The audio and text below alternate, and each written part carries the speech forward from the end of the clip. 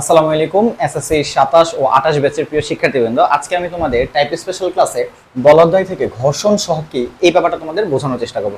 ধরো এটা হচ্ছে একটা তল, এর উপর একটা এম ভরের বস্তু আছে, ঠিক আছে। তুমি এই বস্তুটাকে এই দিকে ঠেলে নিয়ে যেতে চাচ্ছ, যার কারণে তুমি বল প্রয়োগ করছো। অর্থাৎ তোমার যে বল প্রয়োগ সেটা হচ্ছে এফ। এই দিকে বল যেদিকে প্রয়োগ করা হয় ঘর্ষণ তার বিপরীত দিকে কাজ করে, তার মানে ঘর্ষণ বল হবে কোন দিকে? এই ছোট হাতের এফ দিয়ে প্রকাশ করলাম, ফ্রিকশন, ঠিক আছে।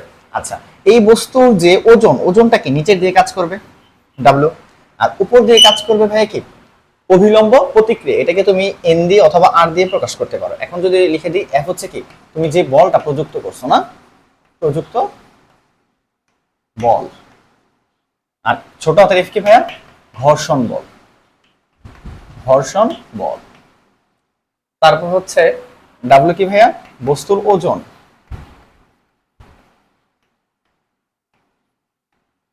আর এন কি ভাইয়া এন হচ্ছে অভিলম্ব প্রতিক্রিয়া বল, অভিলম্ব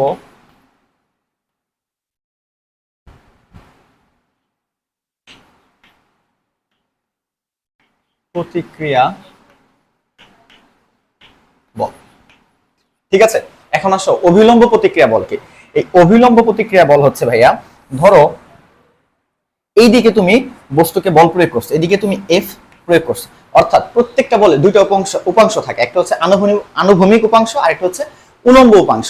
এটা তোমাদের পরবর্তী ক্লাসে আমি বলের উপাংশ কি সেটা ইনশাল্লাহ ক্লিয়ার করে দেবো। এখন শুধু মনে রাখো তুমি যেই দিকে বল প্রয়োগ করছো, তুমি কি আনুভূমিকের দিকে বল প্রয়োগ করছো, তার মানে তুমি যদি নির্দিষ্ট আনুভূমিক, এতটুকু সহজভাবে মনে রাখো, আনুভূমিক বা উলম্ব বরাবর বল প্রয়োগ করো, তার মানে শুধুমাত্র সকল বল ওদিকেই কাজ করবে। আর উলম্ব বরাবর বলটা কি তাহলে সেক্ষেত্রে শূন্য হয়ে যাবে। অথবা তুমি ধরো উলম্ব বরাবর বল প্রয়োগ করছো, তার মানে আনুভূমিক বলটা কি হয়ে যাবে, শূন্য হয়ে যাবে।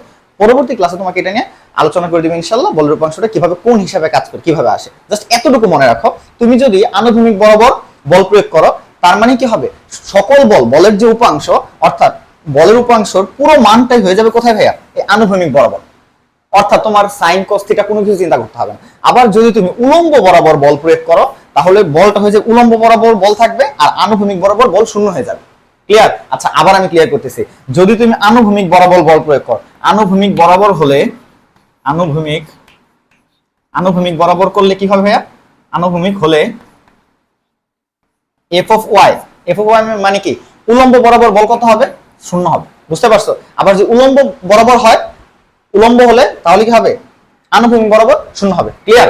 আচ্ছা, তাহলে তোমাকে এখন কি লিখে রাখছি দেখো, অভিলম্ব প্রতিক্রিয়া বল মানে হচ্ছে ভাইয়া তুমি যে বস্তুটাকে এই যে ওজন নিচের দিকে কাজ করতেছে, আর বলের যে উলম্ব উপাংশ বা উভয় অক্ষের বলের যে উপাংশ, এটার পার্থক্য।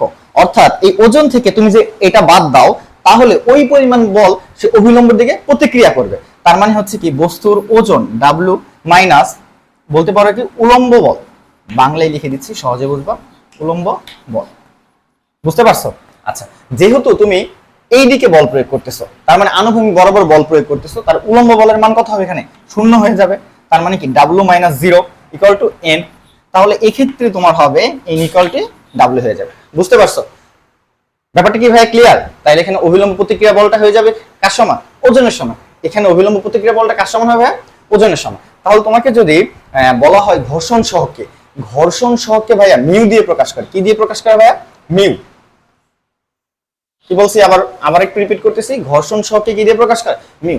মিউ মানে কি ভাই, ঘর্ষণ বল এবং অভিলম্ব প্রতিক্রিয়া বলের যে অনুপাত। তাহলে ঘর্ষণ বলকে কি লিখতে পারি আমরা? আচ্ছা, এখন আসো, ঘর্ষণ বল দুই ধরনের। একটা হচ্ছে এগুলো সব মুছে দিচ্ছে, হ্যাঁ, এগুলো কাজ নেই। ঘর্ষণ বল দুই ধরনের। এক হচ্ছে স্থিতি ঘর্ষণ, আর আরেকটা হচ্ছে গতি ঘর্ষণ। স্থিতি ঘর্ষণকে ভাইয়া এফ অফ এস দিয়ে প্রকাশ করে, অর্থাৎ স্ট্যাটিক ফ্রিকশন। আর গতি ঘর্ষণকে ভাইয়া এফ অফ কে দিয়ে প্রকাশ করে, কাইনেটিক ফ্রিকশন। বুঝতে পারছো? এখন দেখো, একটা বস্তুকে, স্থির বস্তুকে তুমি যদি গতিশীল করতে চাও, বেশি পরিমাণ বল লাগে। আর যেই বস্তুটা আগে থেকে চলতেছে, এটা তুমি এত বল লাগবে না, কম বলেও ও তো আগে থেকে চলতেছে, কম বল দিলেও আরো চলতে থাকবে। কথাটা কি বুঝতে পারছো? বাট স্থির বস্তুকে তোমার গতিশীল করতে বেশি পরিমাণ বল লাগে। তাই এফ অফ এস অর্থাৎ স্থিতি ঘর্ষণের মান অলওয়েজ বেশি হয়। F of S always F of K থেকে বেশি। এটা একটা এমসিকিউ আসতে পারে, নিচের স্থিতি ঘর্ষণ গতি ঘর্ষণের মধ্যে কোনটির মান বেশি হবে বা কোনটি সত্য, এমসিকিউটা আসলে আশা করি তোমরা পেয়ে যাবে ইনশাআল্লাহ। ঠিক আছে, তাহলে বললাম কি ঘর্ষণ সহগ কি? ঘর্ষণ সহগ হচ্ছে ঘর্ষণ বল এবং অভিলম্ব প্রতিক্রিয়া বলের অনুপাত। তাহলে এখানে এফ অফ এস ও হতে পারে অথবা এফ অফ কেও হতে পারে। যদি তোমার এটাকে গতিশীল করতে চাও তাহলে কি গতি ঘর্ষণের এই সহগটা যাবে কি গতি ঘর্ষণ সহগ। তাহলে গতি ঘর্ষণ সহগ হলে তুমি কি লিখবে? এখানে কে লিখবা। যদি তুমি স্থিতি ঘর্ষণ সহগ হয় তাহলে এখানে কি লিখবা? এস লিখবা। তাহলে আমি এফ এস লিখছি ডিভাইডেড বাই এন। বুঝতে পারছো?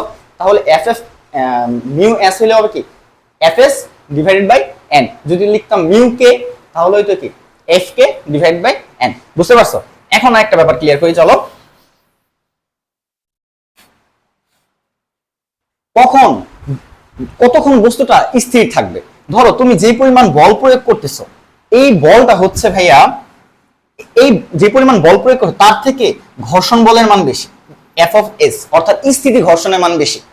মানে এখানে যে ও আটকায় রাখছে বেশি বলে, ধরো ও আটকায় রাখছে তোমার 20 নিউটন বলে, এটা হচ্ছে আটকায় রাখছে, ঠিক আছে, আটকে রাখছে, আটকে। তুমি ধরো বল প্রয়োগ করতেছো 10 নিউটন, তাহলে কি ও বেশি না আটকে আছে বেশিতে? তার মানে এই বস্তু গতিশীল হবে? হবে না। তার মানে কি যখন প্রযুক্ত বল থেকে ঘর্ষণ বলটা বেশি হবে তখন সেখানে কি বল কাজ করবে?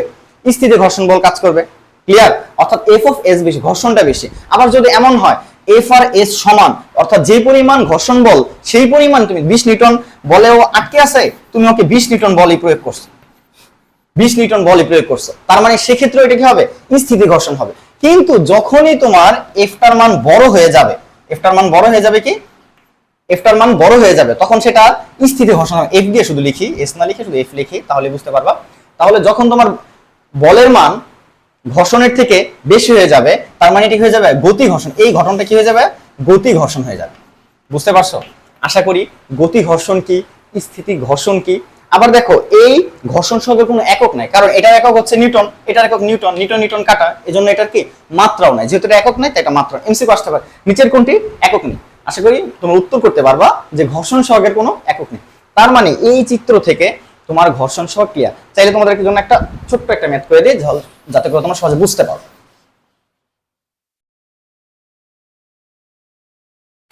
ধরো এটা হচ্ছে একটা বস্তু, ঠিক আছে, এটা একটা বস্তু, এই বরাবর যে বলটা প্রয়োগ করছো তুমি সেটা হচ্ছে ধরো 20 নিউটন। এই বরাবর যে বলটা প্রয়োগ করছো সেটা হচ্ছে 20 নিউটন। আর এই বস্তুর ভাইয়া ঘর্ষণ বল, এই বস্তুর এটা হচ্ছে এফ প্রয়োগ করছো, আর ঘর্ষণ বল হচ্ছে ধরো ছোট হাতের এফ দিয়ে বললাম 10 নিউটন। ঠিক আছে, এটা ধরো তোমার 5 কেজি ভরের বস্তু। এটা কয় কেজি ভরের বস্তু? 5 কেজি। তাহলে এই বস্তুর ওজন কত হবে? ওজনটা তো এখানে ইয়ে হিসেবে কাজ করবে, কি বল অভিলম্ব প্রতিক্রিয়া। তাহলে n ইকুয়াল কত হবে? 5 ইনটু 9.8, তাহলে কত হবে? 49 নিউটন। এখন তোমাকে বলছে ঘর্ষণ সহগ বের করতে। ঘর্ষণ সহগ কি হবে বলো তো? F 10 বাই, অর্থাৎ কি এটা কি লিখছে ভাইয়া? F ঘর্ষণ বল ডিভাইডেড বাই অভিলম্ব প্রতিক্রিয়া বল। তাহলে এখান থেকে ক্যালকুলেশন করে যেটা পাবা সেটা হচ্ছে কি ভাইয়া? ঘর্ষণ সহগ। আশা করি ঘর্ষণ সহগ কি, স্থিতি ঘর্ষণ কি, গতি ঘর্ষণ কি, একক থাকবে কি থাকবে না, তারপর হচ্ছে কোনটার মান বেশি হলে কখন এটা কতক্ষণ পর্যন্ত এটা কি বলে স্থিতি ঘর্ষণ কাজ করবে, কখন গতি ঘর্ষণ হয়ে যাবে, এই পুরো ব্যাপারটা তোমাদের আশা করি ক্লিয়ার। ইনশাআল্লাহ দেখা হবে নেক্সট কোন ক্লাসে ভাইয়া। আসসালামু আলাইকুম।